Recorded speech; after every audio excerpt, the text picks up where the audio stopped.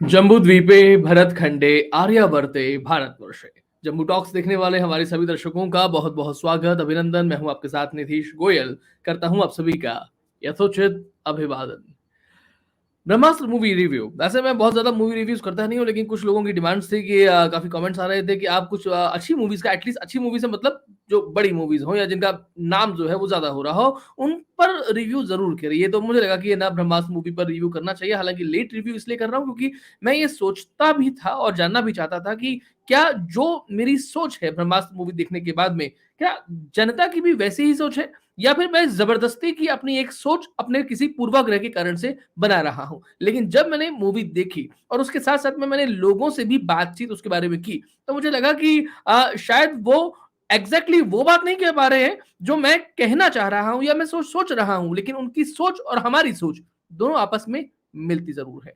मैं यहां पर आपको एक और सीरियल का ध्यान दिलाना चाहूंगा। वो सीरियल था, नाम है शक्तिमान, जिसके गीत आते हैं कि वो आग जल सकती है, दुनिया बदल सकती है, वो अवतार नहीं है, वो इंसान है। तो ये जो बात आती है ना शक्तिमान की, 11:30 बजे आया करता था शनिवार के समय में। उस समय मैं स्कूल में पढ़ा करता था और काफी स्टोरीज आप लोगों के मन में भी आई होंगी। ऑन द टाइम कई बच्चे जो है वो शनिवार को स्कूल बंक करके किसी तरीके से कि मेरे पेट में दर्द हो रहा है या मेरे सिर में दर्द हो रहा है, और घर आते थे और उसके बाद में वो सीरियल देखते थे, क्योंकि रिपीट टेलीकास्ट जैसी कोई चीज खास होती नहीं थी। बाद में रविवार को वो सीरियल जो है वो आने लगा। यहां मैं कहना चाहूंगा आपसे कि ब्रह्मास्त्र आप 3 घंटे देखिए। 166 मिनट की मूवी है। हम आमतौर पे हम लोग 3 घंटे बोल देते हैं, 3 घंटे लग भी जाते हैं, लेकिन उसके बाद में 3 घंटे शक्तिमान जरूर देखिए।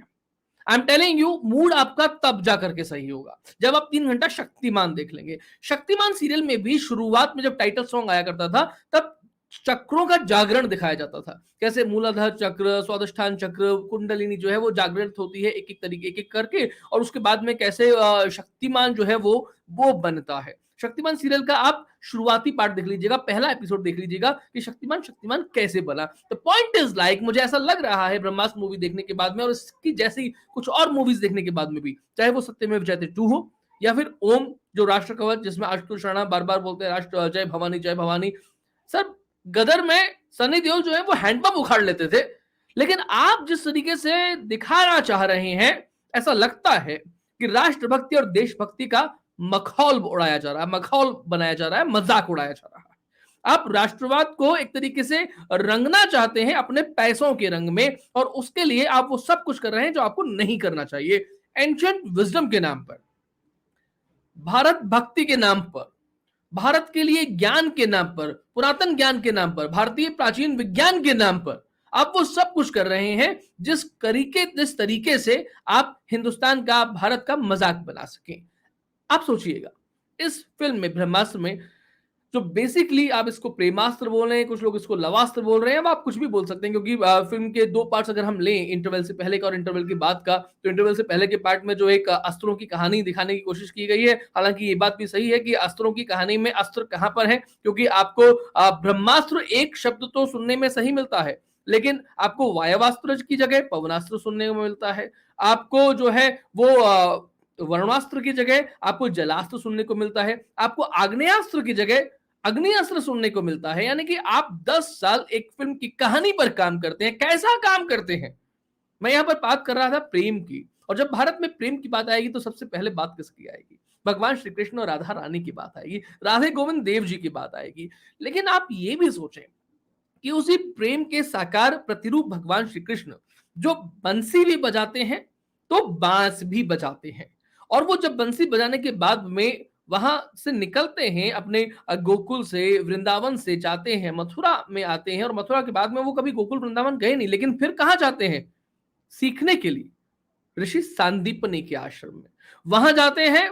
64 विद्याएं वो वहां सीखते हैं, और केवल वहीं नहीं जाते, उसके बाद में वो घोर आंगिरस, जो रिश्ते में उनके जो है वो संबंधी लगा करते थे, उनके पास भी जाते हैं। ये गुरु अंगीरा की परंपरा थी, जिसमें उस समय घोर आंगिरस नाम के ऋषि हुआ करते थे, जिनका बचपन का नाम सव्य था, जिन्हें जैन परंपरा में नेमिनाथ तीर्थंकर जी के नाम से भी जाना जाता है। वैसे बचपन का नाम उनका सव्य था, और मैंने अपने बेटे का नाम भी सव्य रखा है। एक कोइंसिडेंस है, लेकिन कोइंसिडेंस एक्चुअली भी नहीं है, क्योंकि मुझे इस कहानी के बारे में मालूम था और उनके बारे में भी मालूम था। द पॉइंट इज लाइक कि केवल राधा रानी के प्रेम के कारण से या उस बचपन के प्रेम के कारण से, उस मैत्र भाव के कारण से क्या भगवान श्री कृष्ण को सभी सिद्धियां प्राप्त हुई?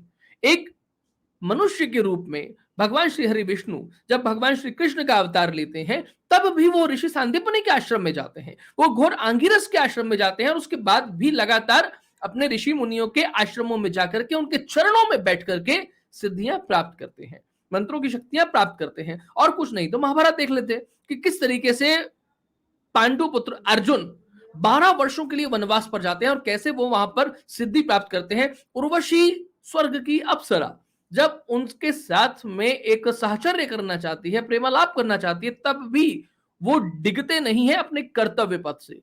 ये बात भारत की परंपरा में है, लेकिन आपने क्या किया है? आपने आश्रमों का मखौल उड़ा दिया है। मुझे याद देखा कि मैंने अमिताभ बच्चन जिन्हें हम मिलेनियम सुपरस्टार के नाम से जानते हैं, उनकी आज से करीबन 20 एक वर्ष हुए होंगे, मोहब्बतें नाम की उनकी फिल्म आई थी। उसमें गुरुकुल नाम का एक महाविद्यालय हुआ करता था। उस गुरुकुल के वो वीसी थे, दैट इज वाइस चांसलर, कुलपति थे। ऐसा लगा इस फिल्म में अमिताभ बच्चन को, जो वाह क्या बात है, वाह क्या बात है कई बार बोलते हैं, लगा कि मोहब्बतें वाला वो नाम क्या था मुझे ध्यान नहीं है उनका, लेकिन वही व्यक्ति जो है वो एक नए तरीके से आपके सामने आ रहा है, केवल ऊपर हाथ करके शक्तियां अर्जित करने के प्रयास कर रहा है। यानी कि आप एक लफंडर की तरीके से किसी लड़की के आगे पीछे भागिए और आपको शक्तियां मिल जाएंगी। अगर शक्तियां ऐसे ही मिलती हैं तो इससे अच्छा तो कोई मिल गया था जो 2003 में आई थी, and that was the time I was in engineering first year. जब मैं इंजीनियरिंग के फर्स्ट ईयर में था उस समय ये फिल्म आई थी, कोई मिल गया। और ये ज्यादा बढ़िया था कि भाई कोई एलियन जो है वो आता है और उसके बाद में नीचे आकर के वो धूप खाता है, धूप से उसको एनर्जी मिलती है, और उसके बाद में वो जादू जो है वो किसी एक व्यक्ति को, जो एक विमंदित बच्चा था, उसे वो शक्तियां देता है, और उसके बाद में वो किस तरीके से वो बच्चा जो है वो कृष्ण बन जाता है आगे की फिल्मों में, या नारायण गुरु जिनका नाम था मोहब्बतें में। तो द पॉइंट इज लाइक कि आश्रम व्यवस्था में हमारे यहाँ हमने अरुणी की कहानी सुनी है, आपने भी सुनी होगी, नहीं सुनी है थोड़ी सी बता देता हूँ। अरुणी वो व्यक्ति थे जिनको अपने गुरु के द्वारा जब कहा गया कि बारिश हो रही है, आप खेत की मेड़ जो है वो टूट ना जाए इसका ध्यान रखिएगा। अरुणी जाते हैं और बार बार उस मेड़ को बनाने का काम करते हैं, लेकिन मिट्टी से, लेकिन वो बार बार आती है बारिश लगातार और पानी आता रहता है, तो वो मेड़ जो है वो उस एक पर्टिकुलर जगह से टूट गई और वहां से बन नहीं पा रही होती है। तब अरुणी, क्योंकि गुरु की आज्ञा हुई थी, लेट जाते हैं उस मेड़ पर, उस जगह पर जहां से वो टूट गई थी, मेड़ बनकर के ही खुद लेट जाते हैं, और पानी उन्हें तो पार नहीं कर पाएगा। पर्टिकुलरली रात भर वो वहां लेटते हैं। ये संयम हमें आश्रम व्यवस्था में सिखाया जाता है, ये त्याग हमें आश्रम व्यवस्था में सिखाया जाता है, ये मेहनत करने का स्वभाव हमें आश्रम व्यवस्था में सिखाया जाता है। लेकिन आप क्या बता रहे हैं इस फिल्म के माध्यम से? आपने ये नहीं बताया कि अस्त्रों को कैसे प्राप्त किया जाता है, आपने ये नहीं बताया कि चक्रों का जागरण कैसे किया जाता है, आपने ये नहीं बताया कि अस्त्रों के लिए विद्या किस तरीके से गई, उनका मापदंड क्या था। इससे बेहतर है कि आप कोई निंजा मूवी देख लीजिए, इससे बेहतर है कि आप डॉक्टर स्ट्रेंज देख लीजिए, इससे बेहतर है कि आप शाओलिन मॉन्क्स की मूवीज देख लीजिए।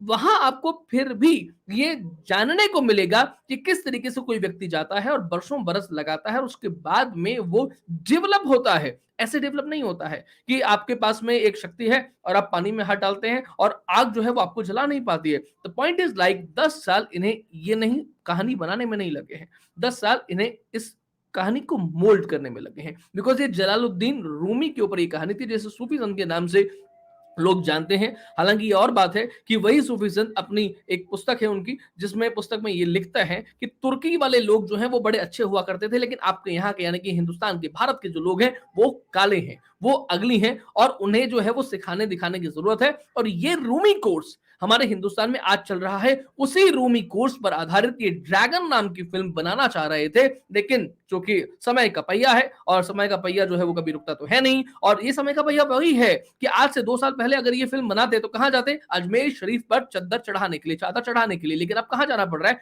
इन्हें महाकाल के मंदिर में जाना पड़ रहा है, काशी विश्वनाथ के मंदिर में जाना पड़ रहा है। ये वही लोग हैं जो I am a big beef guy कहते हैं, और इनके पिताजी भी कहते थे कि भाई मैं गौ मांस खाने वाला हिंदू हूं, अल्लाह अन्य धर्मों की भी इज्जत करता हूं। लेकिन ये लोग अगर पॉक खाते होंगे, पॉक जानते हैं ना, PORK, दैट इज सुअर का मांस, ये वो भी खाते होंगे, लेकिन क्या ऐसे किसी भी तथाकथित सेकुलर बॉलीवुड या ऐसे किसी भी व्यक्ति को आपने ये सार्वजनिक मंच पर ये कहते हुए सुना है?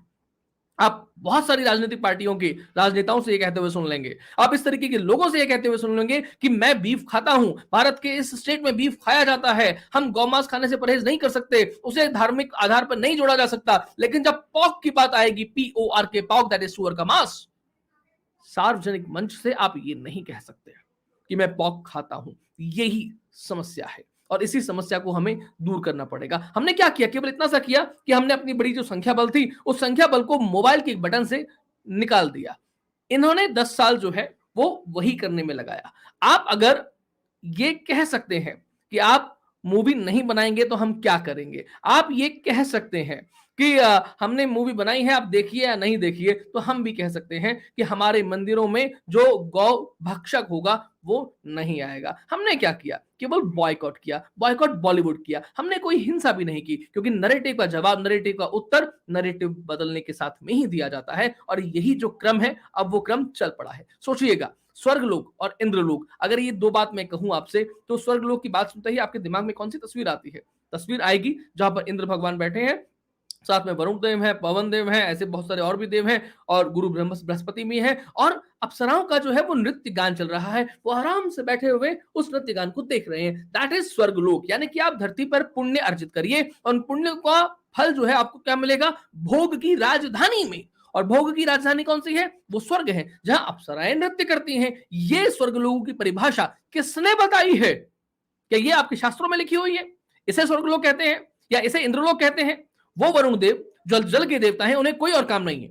जो पवन देव हैं, जो वायु के देवता हैं, उन्हें कोई और काम नहीं है। वो इंद्रदेव जो वर्षा के देवता हैं, उन्हें कोई और काम नहीं है। वो गुरु बृहस्पति जो देवताओं के देवताओं के गुरु हैं, कुल गुरु हैं, उन्हें कोई काम नहीं है। लेकिन काम क्या है? काम दिखाया क्या है? अप्सराओं का नृत्य देखना, रास रंग में डूबे रहना। किसने दिखाया? फिल्मों ने दिखाया, चलचित्र ने दिखाया। The point is like, narrative का प्रत्युत्तर नरेटिव से ही दिया जाएगा, और ये उत्तर मिलना जो है इन लोगों को अब शुरू हो गया है। इसलिए मैंने कहा आपसे, और मैं फिर कहता हूं कि ब्रह्मास्त्र देखने के बाद में 3 घंटा आप जो है वो शक्तिमान देख लीजिएगा, that will be better. Bollywood अब एक्चुअली ना हिल नहीं रहा है, बल्कि उसको जनता के द्वारा पिल रहा है वो, और ये पिलना उसका लगातार जारी रहेगा। मेरी तरफ से इस फिल्म को 0.5 स्टार जो है वो मैं दे सकता हूं, और केवल ये आधा स्टार इसलिए ही दे रहा हूं क्योंकि ये फिल्म जो है वो बनी है। अब बनी है, रिलीज हुई है, 450 करोड़ लगे हैं, 10 साल में लगे हैं। अब 10 साल पहले लोगों ने इन्वेस्ट किया होगा, तो उसके बाद में ये 700-900 करोड़ जब तक नहीं कमाएगी, तब तक तो बात चलेगी नहीं। ये अलग बात है कि लोगों ने कहना शुरू कर दिया है कि सब जो है वो बॉक्स ऑफिस पर फिल्म इतनी चल गई है कि अब चाहे दिन में देखें या रात को देखें, लेकिन इस फिल्म को देखना तो पड़ेगा। ये अलग बात है कि हॉल्स की स्क्रीन के स्क्रीनशॉट्स इस तरीके के आ रहे हैं कि वो एक ही रो जो है वो खाली है, और वो ऊपर वाली भी वही है, नीचे वाली भी वही है, और सारे के सारे शोज में वही है। ये कहानी अलग है, ये तरीका अलग है, ये प्रोपेगेंडा है, ये प्रोपेगेंडा चलता रहेगा, फेक नैरेटिव्स भी बनते रहेंगे। हमारी और आपकी बात यही है कि बात निकलेगी तो दूर तक जाएगी, और आप और हम बात करते रहें, बात करते रहेंगे तो बात बन जाएगी। ब्रह्मास्त्र जैसों का जवाब हम लगातार देंगे। ये कहानी शुरू हो चुकी है, अब बदलेगी नहीं, अब रुकेगी नहीं। लाल सिंह चड्ढा से शुरू हुई थी, ब्रह्मास्त्र पर हमने इन्हें पेल दिया है, और आगे और पेले जाएंगे। लेट्स सी कि क्या क्या होता है। ये एक बड़ा दरिया है, एक बड़ी नदी है, बड़ा समंदर है, और इस समंदर में किश्तियां जो है, अभी नाव जो है अभी चलानी हमें और भी आती हैं, और भी बाकी है। खैर, आज के कार्यक्रम में इतना ही। कैसा लगा ये कार्यक्रम हमें बताइएगा जरूर लिख करके, और आपको लगता है कि हम अच्छा काम कर रहे हैं तो देश और धर्म के लिए, तो पत्रम पुष्पम आर्थिक सहयोग जो है वो हमें अवश्य कीजिएगा। चैनल को सब्सक्राइब करें, वीडियो को लाइक और शेयर करें। नमस्ते, जय हिंद, जय भारत, वंदे मातरम।